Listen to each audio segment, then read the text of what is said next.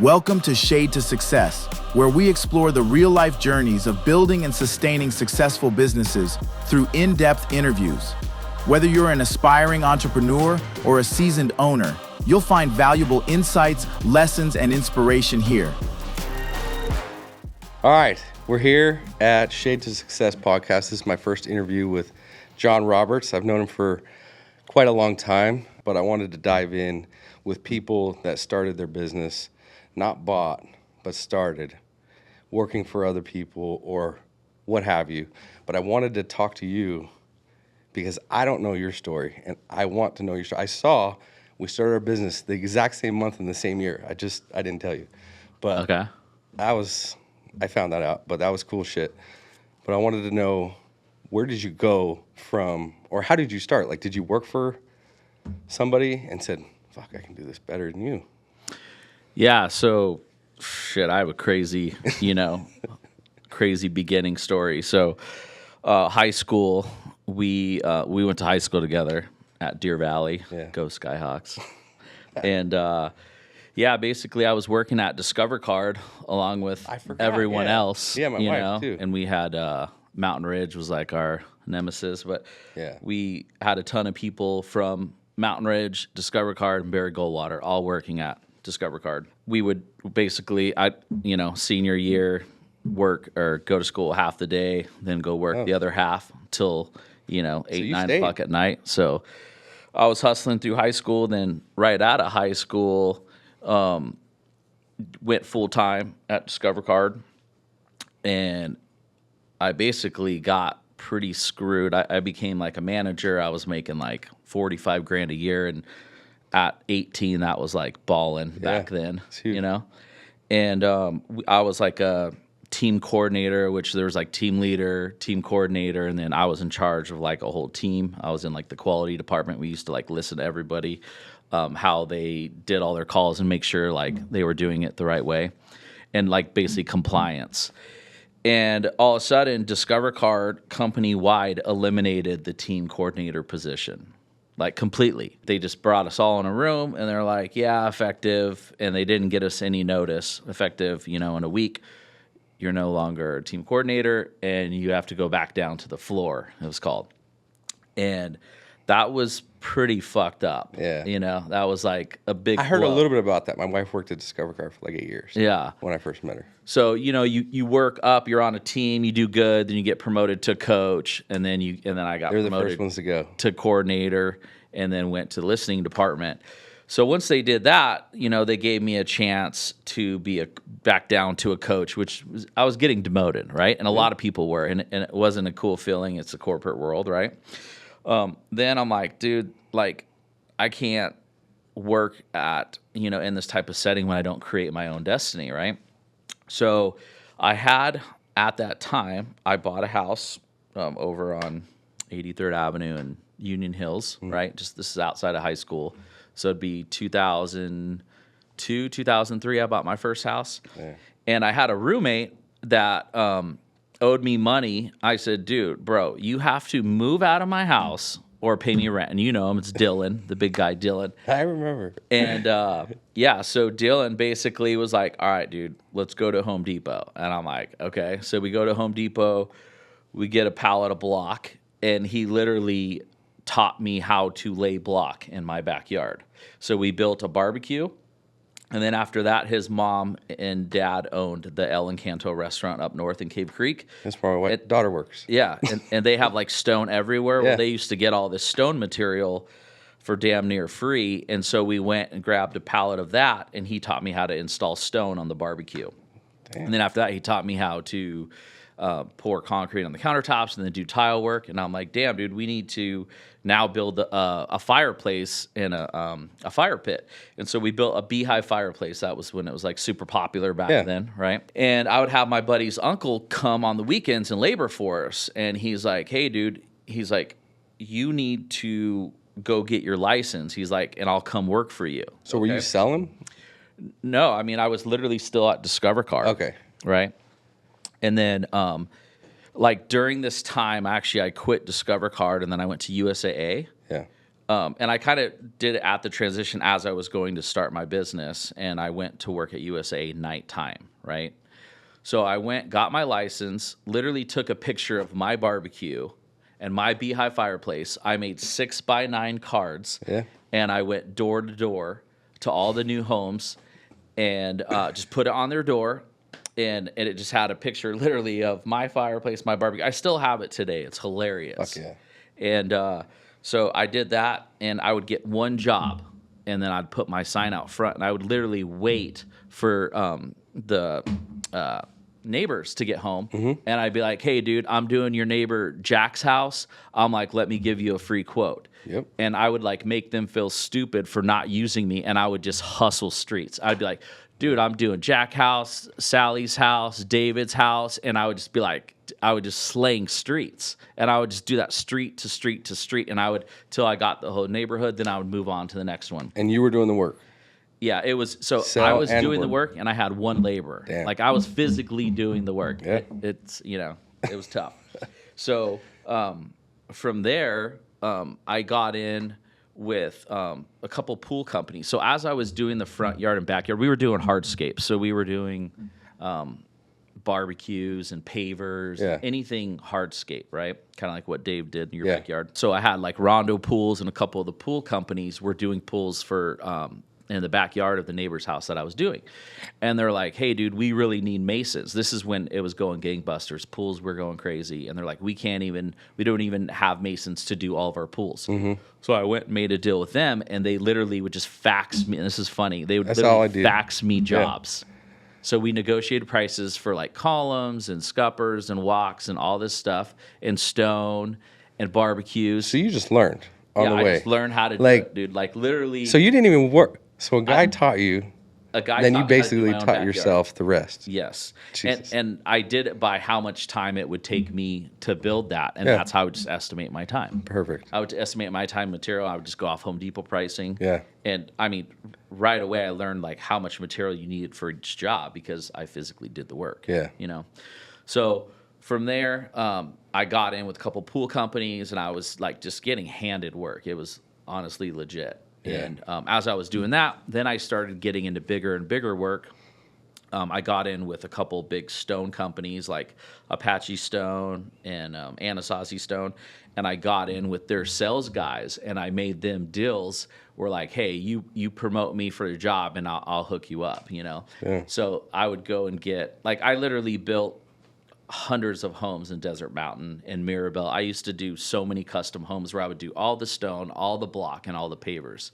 And those jobs After framing and after stuff and all framing, that? yeah. So I mean, and back then, those jobs would be like $100 to $300,000, which for me was huge. Was huge. Yeah. From then, I kept building the company bigger. So then I hired like a dude, and then I started. Basically, at that point, I was just a material runner. I would bring material to my guys, and then at night I would estimate. And I did that for a long time. Finally got a little office, actually not too far from here, down on Deer Valley and 27th Avenue, close to where I'm at now. Yeah. And I rented an office for 8 years. But as I saw custom homes kind of slowing down, I started getting to small commercial. And I was like known for doing like Jack in the Boxes and Taco Bells, like all the little small restaurants. And I would do all the stonework and block and brick. You got those? Mm-hmm. Yeah, I mean, I Like probably, from GCs? Yeah, or? from general contractors, yeah.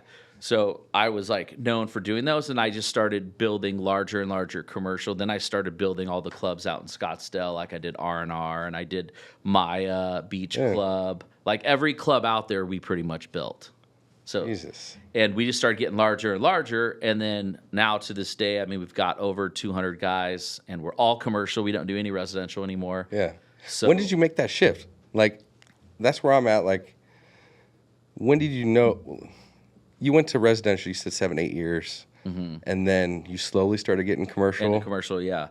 So did you go after them? Did you have somebody that went after them? I would literally show up to the jobs. So that was you. Yeah. Damn. So as I was, So you would see this shit being built. I would And just literally like, see let's go. fencing around and see a sign saying a Burger King, right? Because usually they have that shit like already planned. Contracted. Yeah. But with the smaller jobs, what would happen is they would always have to do the dirt work first. Yeah. and then they would do all undergrounds. So I would go hit them right then, find out who the GC is, and call them. And since I do the block work and I do more vertical work, a lot of times they wouldn't have it signed over yet. Okay, so you got to wait till it's completed almost. Yeah. So I would go to the general contractors and be like, dude, give me a chance. I do block. Give me the plans. I'll shoot you out a bid. So it's GCs. And then from there, after so many years of working with all the general contractors in Arizona, like we literally work for the largest general contractors in the state. Yeah. And I mean, and they are actually global companies too. I mean, they work everywhere, you know. And now, I mean, that's all we do. Like we don't touch much jobs under $1 million. If we do, sucks. if it's under $1 million, it's for like a really good client. So like we only go after like large jobs. Oh shit! So my backyard wasn't good enough. No, that's why I gave it to Dave. I figured. Yeah, that sucks. But No, but I want to know, how did you, like, where did your path come in? Like, you're doing this, and then you were estimating, running stuff. And then when did you, like, hire, who were your coaches? Who were your, like, people? Like, or was that you? Like, yeah, honestly, I didn't really have coaches back then. I worked harder than anyone else I knew. I worked from sunup to sundown. That's kind of my whole success story, is I worked harder than anybody else. And I made a shitload of mistakes. But the thing is I learned from them. Like I didn't make the same mistake twice. You know, so after you do that over several years, like I literally was in the field. So I learned the field. And then I had a guy, his name's Jared Simpson. He's actually my VP of construction now. He worked with me at Discover Card. And I remember he came over one day. I was probably year three or four. He just came over to my house one time, hung out. He's like, hey, man, you know, I was like, what have you been doing? He's like, oh, I'm not working right now. I'm looking for something. And I'm like, well, dude, I need someone to help me. And so he moved in. That was part of his pay. Like he got a room. I would buy Barro's Pizza every Sunday. God, bro. And I paid him, I mean, pretty much minimum wage, you know. But I taught him everything I knew in the field. And then once I got him built up, then I'm like, okay, now you do all the field, and then I do all the office. So I did all business development. I did all the estimating. And then, so you were out grinding, finding them, estimating them. Yeah. So I got Jared to run the field. Then my wife today, I started dating her, and it's funny. She has a degree at ASU, and she was like into medical stuff and like something totally different, right? Yeah. And I'm like, hey, I need help. So she came and worked for me pretty much part-time to start, and then for minimum wage pretty much. Yeah. And then had my buddy who was an accountant who helped me kind of set up all my books and everything. He taught Danielle how to like do QuickBooks and how to like set up accounts and do all accounting. Yeah. And then from there, that was like our 3 team. It was Jared running the field, I did estimating, business development, and then she did all accounting. And then so still to this day, she's the controller of all my companies now. Yeah. And then Jared's still with me at Recreate on the construction side as VP of construction. So he's like overall the superintendents and overall the field. Yeah, my wife does the bookkeeping and all that stuff too. Oh yeah. Yeah. It's not for everybody. No, so it's not. Not everyone can work with their wife. But if you do have that, if you can, it can be magical. But I've heard horror stories as well. I have. So, and we didn't even start that till like a few years ago. Oh, okay. Because I was like, yeah, you didn't want to. No, I don't. You know, I want to be happy at home. I don't want to butt heads. Yeah. But no, it works. It works good. Who can you trust better, right? Yeah.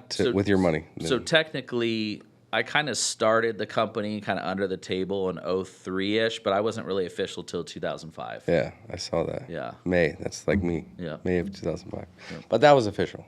Yeah. I was making screens and exactly doing before that. Yeah. Yeah. So somebody showed you what to do. You just kind of took off from there, hustling. So you went dark, really. Like, were you still out partying? I was. I mean, or just? I would say, I mean, you were young, so you could like, you know, go out and do a bender and feel work good the next day. I mean, we're from a different generation. it's kind of funny because someone just posted like, you know, we would party all night and then go into work and not sleep. Yeah. And now like this generation, they'll Take have a week 2 off. drinks and take a week off. So Yeah. yeah, I get that. I don't like, that's not me. So like I did still party honestly for quite a bit, you know, but like on weekends, you know, like not during the week at all. So I still had my fun, you know, kind of with our group, but. Yeah, no, I just totally disappeared. Yeah. I just went away. No, I know you did. And then I kind of popped back up like, hey. Mm-hmm. But that's what we were talking earlier is like, you have to disappear almost, not like completely, but you have to dive in and you have to make fucking mistakes. And that's what I want to know. What was your first biggest, like, where you're like, fuck, man, this sucks. And then you learn, like, I'm never doing that shit again. Or it just like happened and you're like, God, how the fuck did this happen? Yeah. I mean, there's lots of those, right? What's the biggest one that you're like, boom, this is one I'm always going to remember? So, I mean, you learn throughout, you know, as you're growing, but a lot of times is we would commit to schedules that we couldn't do. So then we would be, all the guys would be overtime. We'd be working on the weekends. I mean, that's honestly part of my success is I would take on stuff that I wasn't really comfortable doing, but that's how you get to the next step. 100%. You know? Yeah. And you learn through those mistakes. I mean, I would say the biggest thing that actually happened to us was in '08 when I had like 2 or 3 builders kind of go under. Oh, yeah, and then basically didn't pay me a couple $100,000 and almost put me out of business. And so that one hurt the most out of all, you know, and that was fucking brutal. So then you figure out how to protect yourself, like financially, or so when you in construction, you lean the jobs. Okay, right. We lean houses. Yeah, you do. Well, yeah, yeah. You have to. So we lean all construction jobs now, but you know, you learn from that mistake, not leaning the job, right? And then after that, if you don't have lien rights, it's kind of hard, you know. Yeah. Damn. And then so you just like kind of liked or loved the outdoor world, right? Were you, because I wasn't there. I bought my first Razor in '08, but it was the Razor S when that was huge, the 800. Yeah. But I was off in my own little world. I didn't know, and I played, you know, I would drink and drive my Razor, and I crashed. Yeah, so even in high school, right, when I was 16, I don't know if you remember Roach, Jon Roach. Yeah. So he invited me out to Glamis. I still never been. And he's like, John, dude, you need to come out here. And I just fell in love. Back then, we were just in quads and dirt bikes, right? And then a few years later, our other buddy, Ryan White, he built like a little sand rail. And then I had my dad help me. Those were the thing. We built a sand rail. And, dude, I mean, I just felt that was like my hobby was the dunes. Yeah.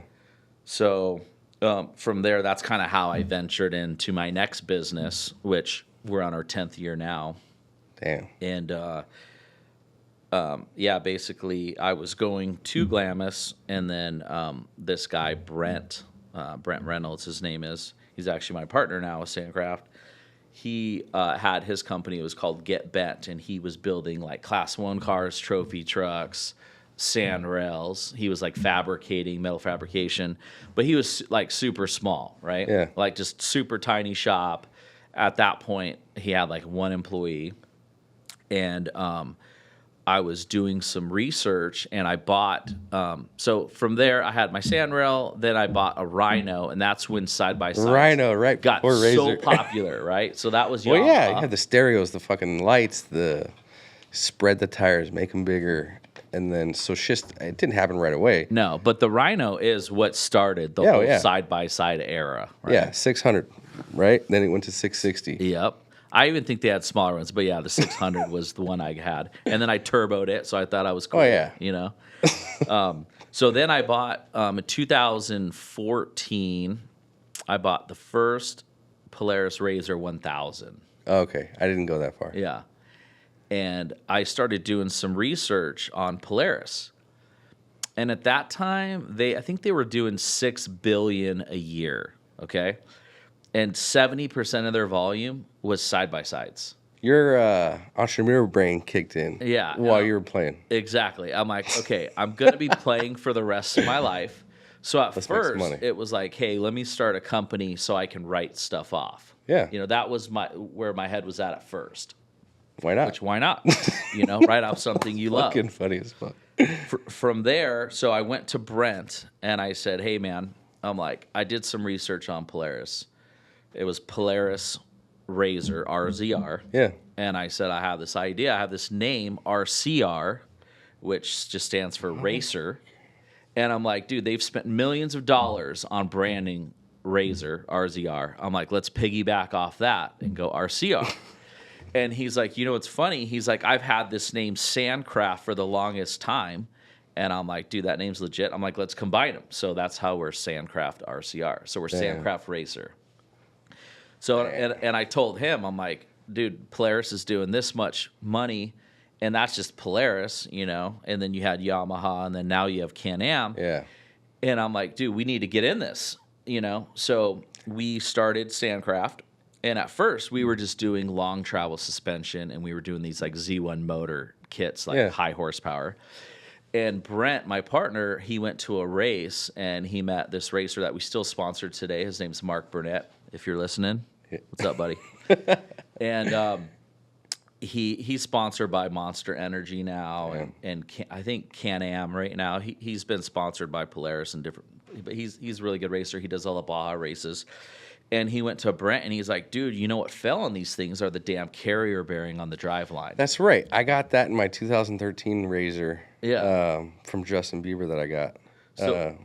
So, I bought that. Yeah. So what happens is like basically the drive lines, they rattle and shake because they're offset, and the driveline angle is not straight from the transmission to the front diff. But was there any other aftermarket carrier bearings at the time to? Absolutely not. Oh, shit. No.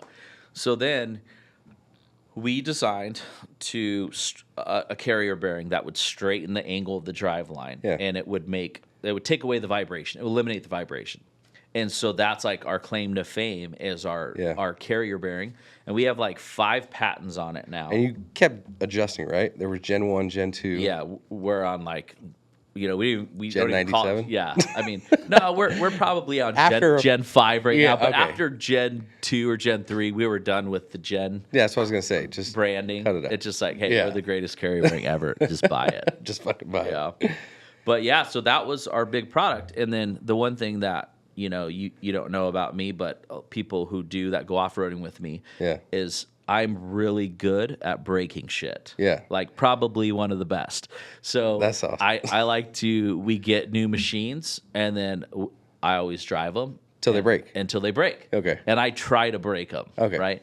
And then so you can figure out what the fuck to do. Exactly. Oh my God. So whatever breaks, we're like, okay, let's go make it better. Let's make it better. Blow it up, make it faster. And so that's all we do. We make bulletproof parts that don't break. And we're very specific into drivetrain. So we're like, we do all internal front differentials, internal transmissions, a whole entire drive lines we manufacture in-house, the carrier bearing. We get into like steering rack stabilizers. So like hardcore stuff, like we don't make shit that looks cool and like, oh my God, this looks so awesome. Like that's not how we roll. No. Like we're like literally bulletproofing your machine that you can go beat the shit out of and you don't have to worry. Especially like you have a family, you have kids, right? So you go out in the desert. Do you want to fucking break down? No. No, you don't want to break down. So that's our whole concept for the company. It's like we build shit so you will not break down. Damn. And then you got into, so let's go back. So you go out, you break shit. Do you have people that you say, figure this out?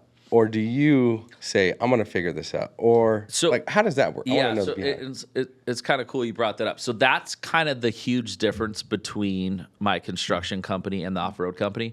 So the construction company, you were talking about expanding. Yeah. Like I didn't expand or grow the team until like there wasn't enough time in the day for me to handle it. Yeah. So like I worked stupid hours, but there was a certain point where I couldn't be on the job and estimating jobs, right? So you were wearing a bunch of hats. I was wearing too many hats. So, but I knew everything, so about that business. So I would just hire a good dude and say, okay, you fulfill that position, right? And then if Well, you have to have enough work for them to. You got to forecast, right? Because Yeah. I was thinking the same thing. But the thing with that is, like, if anything, like, let's say they left you, you could fill that hole. You know, like, you would know how. So with Sandcraft, shit's a little different there because off-roading was my passion, but I'm not a CNC programmer. I'm not an engineer. I might like to think I am, but I don't like physically operate CNC machines. I mean, I own 2 machine shops now, but that's so on that business, I had, like, if I had a need, I had to go find the best person for that need, and I had to rely on them to do it, you know? Yeah. And then kind of learn enough to be dangerous, but so that's like a whole different business model, you know? It just goes around. Yeah. I mean, it's a totally different aspect when you're growing a company that you don't know everything about. No. At that point, I think that's what helped me learn how to build badass teams, and I think that's part of my success with all my companies is that I am really good at building teams, like badass people in each spot, you know, and then kind of just helping like push that along.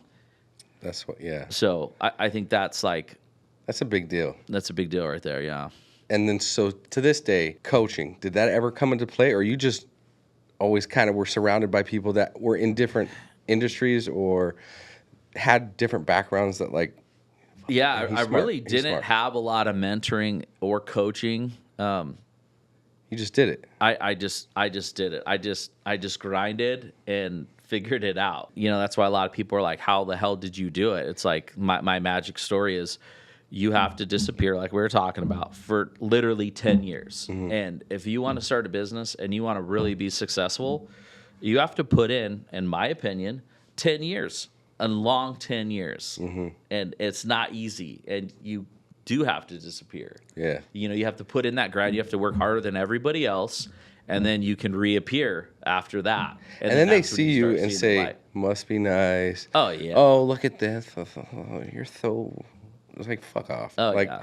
I'm just now kind of getting a little bit of that. But you've probably been getting that for a few years. And I get some of that. I mean, the good thing is you know, we're West Siders, and we've always been on the West Side.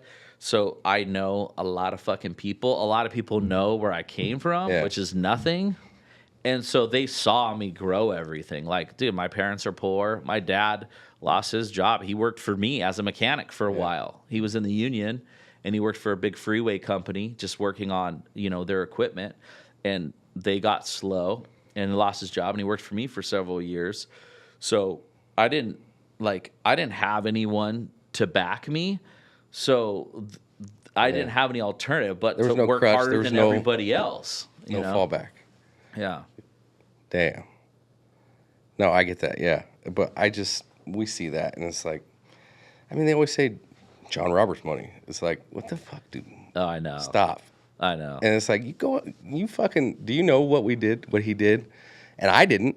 I kind of had an idea, but that's why I wanted to do this, because I wanted to fucking know. Yeah. What it took, where you went, what you had to do, teams you put together, advertising. That's another thing. How and what did you do for advertising? Or was it just word of mouth? How did you find these GCs besides? So, like, literally the GCs, I would drive around the town and see what was getting built, and that's how I started. But at one point, you had to be, like, so fucking busy that you couldn't do that. Yeah, Did you have somebody? Once you're on their list, they just email you. Like, as long as But you have to do a badass job. You can't fuck up. Yeah, you have to do a good job. But after that, they'll send you bids. You know, and then at that point, you just bid it out. You call them and you be like, "Hey, dude, I want this job," and you try to negotiate the job as much as you can. You try to get like in the middle, not like the low guy, not the high guy. Yeah. So that way that they don't think you're ripping them off, and you're not too low, so you don't lose money. So that's a big learning curve right there. So there was no, like me, I'm just throwing shit at the wall. It feels like all the time, figuring shit out. Like, is this gonna work? Is that gonna work? Is this gonna work? Because I don't have residual. What I would call yours is residual kind of, because they're there for a long time if you make them happy. If I'm one and done, bye, see you later, move on to the next one every couple minutes. Yeah. And so you didn't have to mess with that, right? You just kind of... Not really, yeah. I mean, well, there's branding involved now.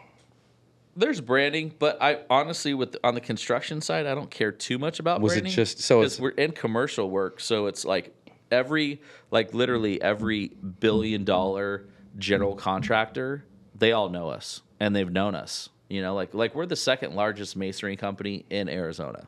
Damn. You know, So you just have to get big enough. well, it's the type of work like for you, like I've told you, like, you know, you could chase commercial and kind of get into that too, and still do residential. Yeah. You know, I know you've done. We're done some of that Yeah, we're restaurant getting work. with some GCs. So Yeah. but it's kind of just happening organically. It's just like they're finding us because of the brand and because of what we put out there. Do a good job for one, you get another restaurant. We're kind of moving in that direction. We're trying to get that, but I don't have anybody that like goes and finds it and goes and grabs it and looks for it, right? Something that you did for probably a long time. A long time.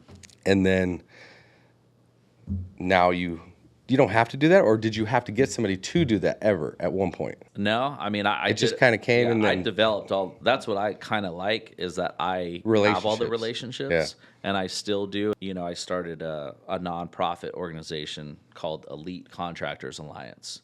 I saw that. And so what happened was, as we got too big, this is kind of ties into this, is I couldn't touch all my clients because I have so many, right? And so I used to try to go to like every damn golf tournament and every event, but then like everybody wants you to drink and be fun, and it's like, dude, when you got shit to do, you can't do that all the time. You can't just fuck around all the Except time. for in February when the Super Bowl. January, February, yeah. That's the time. It's nice outside. That's the time. We got the WMO, or what is it? We have the Waste Management. Yeah. We have Barrett Jackson. All within 3-4 weeks. Yeah, that's So don't look for Roberts. Yeah, don't look for my liver is. You're gonna be done over after there. a month of that. Yeah, it's kind of gnarly. But that's the kind of relationships and things that you have to do, right? So you get tickets. You don't just get 4 or 5, right? You get a lot. So you have yeah, so I the get people that a you invite. sweet loge on 16. Yeah. and we basically bring 80 people a day. Yeah. Like it's gnarly. But that's part of part of the business. construction thing. Yeah. Yeah. And the thing is, the clients, like, they look forward to that. Hell yeah. And that helps us get their work. You Yeah. know, so it kind of goes hand in hand. But, you know, going back to the group that I started, Elite Contractors Alliance. So I basically allow one trade or one company in every trade. I'm gonna trade. Yeah, so like one electrician, one plumber, and we do 4 huge events a year. And then we invite 300 to 600 clients to each event, and then that's how you can touch all your clients 4 times a year without having to drive to all of them and do that. So like that's how I've grown and kept relationships. Is like we do. When was that formed? It's probably our 7th or 8th year. Yeah, I've been doing it for a long time. Yeah, That's big. so we do like a big spring training game. Where we Yeah. rent out the Oh, whole I saw upper that. deck. Yeah. And then we do a big thing with Junior Achievement. Like we're tied in with them. We do a big golf tournament kind of party with them. And then we usually do a concert with like Roger Klein. We've done that like the Harley Davidson. And Yeah. then we tie in the Waste Management Open for the 4th event. Oh, that's dope. What is like the coolest shit you built so far? I've seen the tires. I've seen like what is the coolest innovation, so to speak, that you've kind of created within Sandcraft? Yeah, I mean, the most exciting new thing that we're doing is the paddle tires. So basically, in the off-road industry, since the 80s, is that they make a molded paddle tire, okay? And this is for sand rails, quads, whatever. And every company has promoted, one tire is good for every machine. Yeah. Right? Well, that's complete bullshit. So what we do is we actually make the tires in-house now, and we hand buff the tires, and then we came up with a way to vulcanize paddles on the tires, which means that we figured out a way to chemically bond rubber to mate as one. And then from there, we take machines anywhere from 100 horsepower up to 300 plus, and we mate the amount of paddles to your horsepower and the weight of your vehicle, so you have the best performance.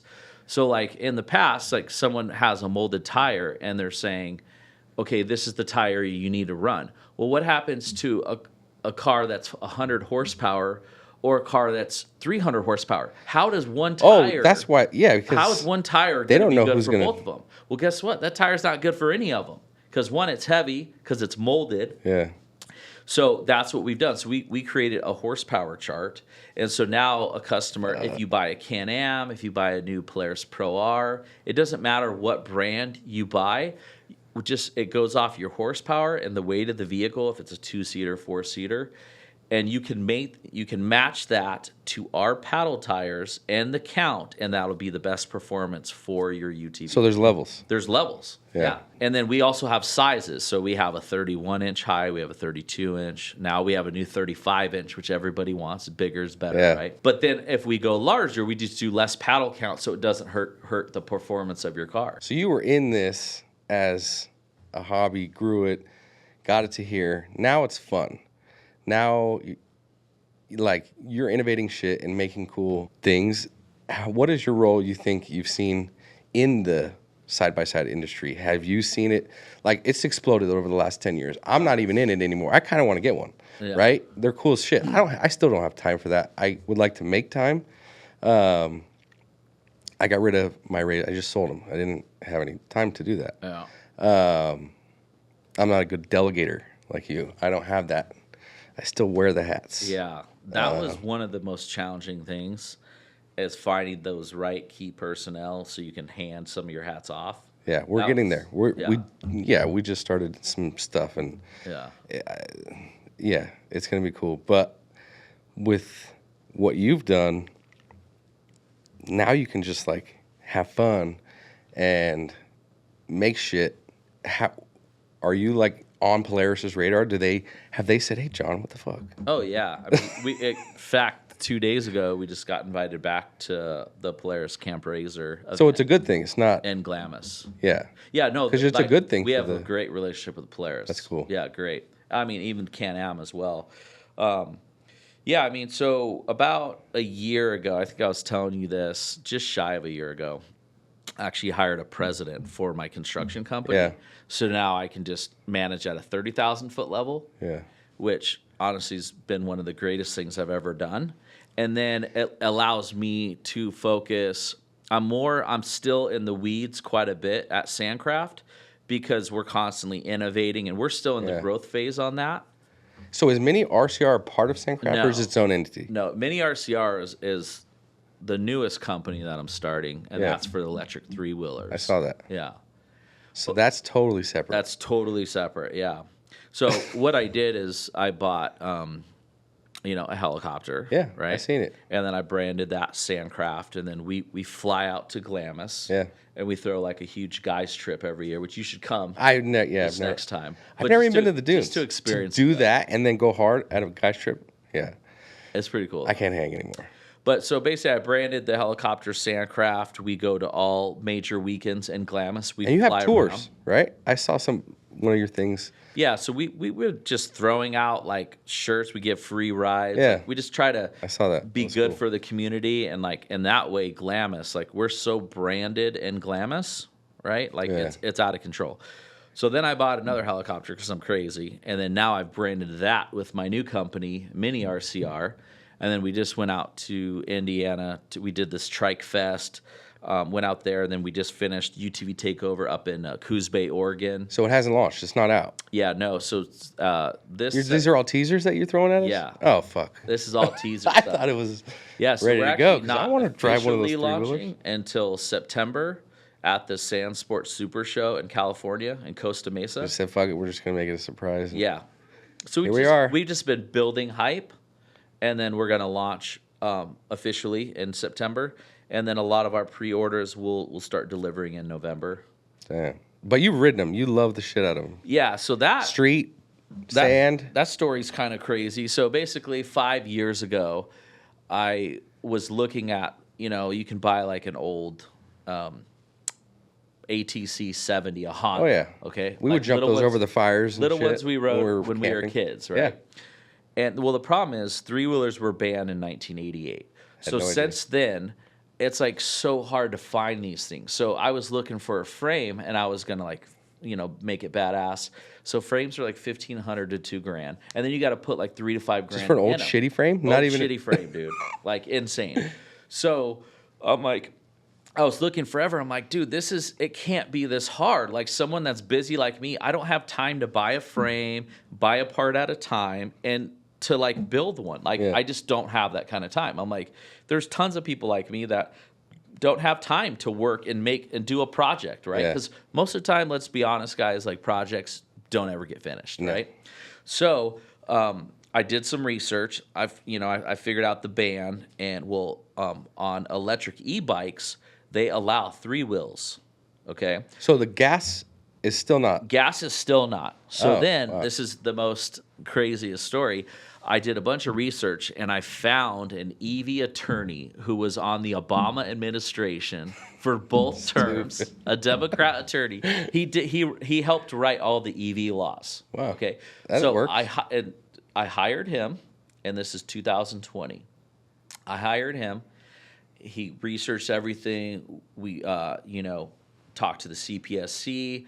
We got everything approved to manufacture an electric 3-wheeler, and then now I have 2 patents on it, and I'm the only legal manufacturer in the United States that can make a 3-wheeler. So this has been going on for 4 years. Has anybody bit you yet? No, and I was Did you keep it hush hush? I kept Like it you didn't even. hush-hush. I didn't know until about a month ago. I know. So like, dude, that was the So hardest how did you thing. hold that shit in? Like It was so like I've been Going to masterminding Glamis this and doing for it- like 4 years without telling anybody, but without telling anybody.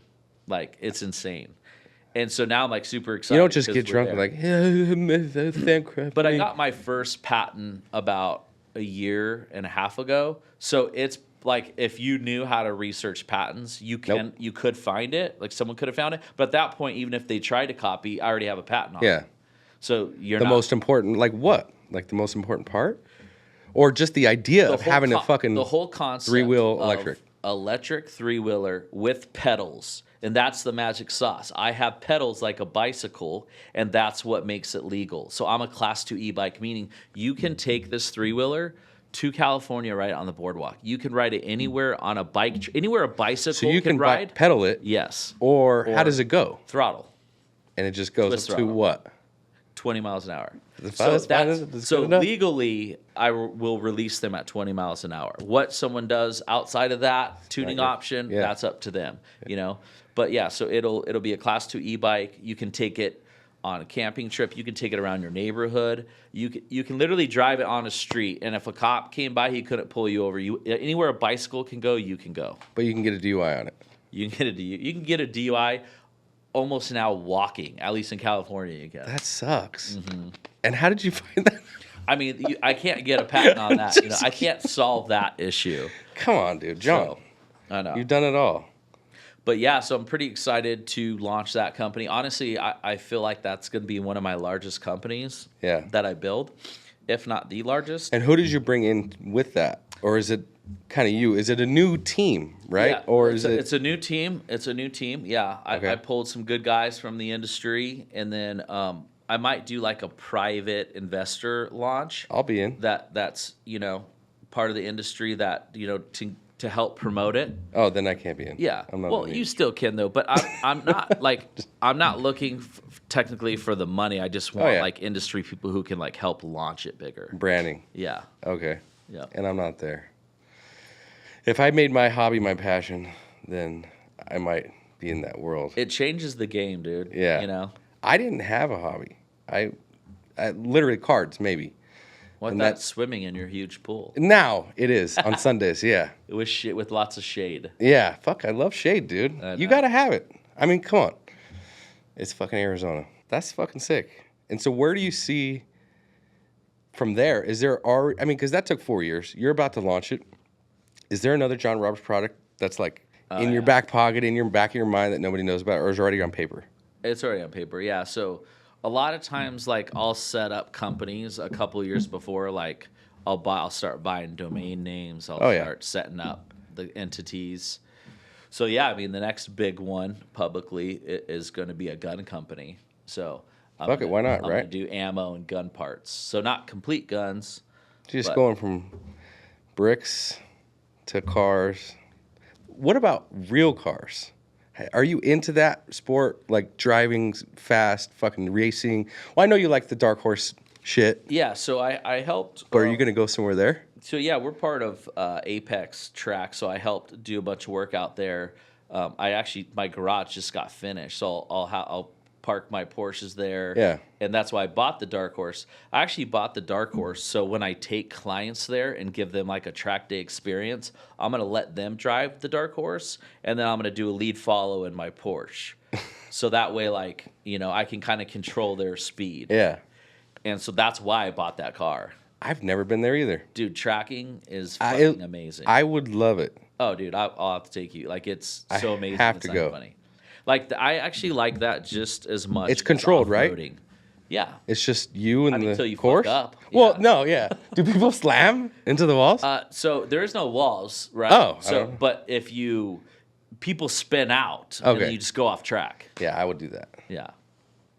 But is there cars for you Like, to take? do you know Josh Rich? Josh, I do. Yeah. So he's gonna be pissed about me saying this. I saw him at the gym yesterday. Did he fuck up? I brought him down there, and he took his car, and he almost spun out on like one of the major turns. Oh, fuck. But to be fair, it was like he had a really hard car. Was this his first time or no? No, he's been tracking a That's lot, even but worse. mostly on bikes, Okay. you know. But it was his first time on that car, and it was a downhill turn, and he got super squirrely. So Josh Rich, you're welcome. So you bring your own shit? Yeah. Your own shit to this track? And I'm going to keep it there. I have a garage condo that Yeah. I'm building out right now. Like, it's so badass. Where is this place? It's down in Maricopa. That's far. Yeah. In the middle so of the first track is nowhere. 2.2 miles. They're working on the second track right now. And what's super badass about it is, like, they're building a clubhouse. There's going to be a pool, a restaurant. Like, it's going to... So you can go there for the weekend. Oh my God, that yeah. sounds fucking sick. It's I love so cars. sick. I love old cars, new cars, fast cars, big, small. Yeah. Well, thank you for coming. My first guest. I'll have more, but I appreciate everything. I want to go to the track, so Yeah, I'll track. hit me. And then I got kind of my plan too is to do a podcast similar to this. So Yeah. we'll have you out, but definitely have to take you to the track. Yeah. And teach you how to drive that a little bit. You know? I know. Well, I got to get a car. Oh yeah. Mercedes would do well. Yeah. Okay, we'll do that. My wife Cool. will fucking kill me. Yeah. But all right, thank you.